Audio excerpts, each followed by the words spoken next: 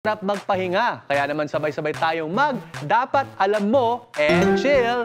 Tapos idagdag mo pa ang The Surf na Dessert!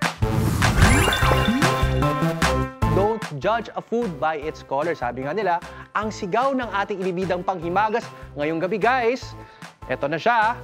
Nakatikim na ba kayo ng charcoal ice cream? Nako, huwag kayong papaninlang dahil sa kulay na yan, dahil yummy rin daw ito. Healthy daw ito dahil sa activated charcoal na nagbibigay ng itim na kulay nito. Mas pinasarap pa raw ito ng toppings from, of course, our childhood na milk powder, peanut milk chocolate, at milk candy. Kasama natin ngayon dito sa studio ang isa sa mga nakaisip at gumawa ng charcoal ice cream na ito, si Mark Macul. Welcome dito sa Dapat Alam Mo. Hello. Of course, si Tor, no? Welcome. Dinidemo ngayon ni Tor yung pag-mix ng aming yung pinagsamang white formulated soft serve ice cream and activated charcoal. Kadalasan nakakailang cup pa kayo? Nakakailang benta kayo sa isang araw nito? Actually, ito ay kasama ng isang brand namin, ng Kape Sinauna.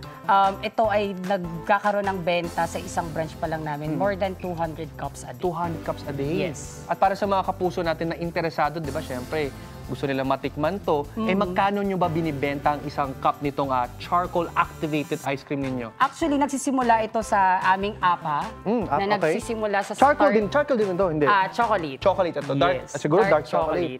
Okay. Okay, nag-start po siya sa amount na 49 pesos. 49. At yung aming mga nasa cup na aming Negra Sorbetes na itim, nagsisimula naman siya sa presyo na 79 pesos. 79 pesos. Sorry, kumakain na ako, ha? Ang sarap. Ayan, so ang sarap naman ito. Saka ang dami-dami yung toppings. Ano to yung mga hulaan natin itong mga toppings na to? Meron kayong, ano ba itong mga to? Meron kayong fruits, no? Toppings. Fruits. Yes. Alam mo ba na ang toppings namin mix ay mga nostalgic candies na mula noon, nung bata pa tayo, nabibili natin yan sa tindahan. Ito yung mga nostalgic candies. Yes. Medyo familiar nga yung iba dito kasi naalala ko dati, nung nag-aaral ako, pag gumagawa ako ng kodigo, yan yung mga kinakain ko. So, may mga berries pa. Tsaka yes. ano naman itong nasa, ito, yung kulay blue na ito, tsaka yellow, ano ba to? Yellow? Puti, tsaka itong ano to? Yes, ito ay vanilla coating dip. Vanilla coating. Blueberry coating dip at chocolate coating dip. So, ibig sabihin, pwede kang pumili kung anong coating para mas dip madagdagan pa yung tamis. Yes. Ako, sarap na ako, no?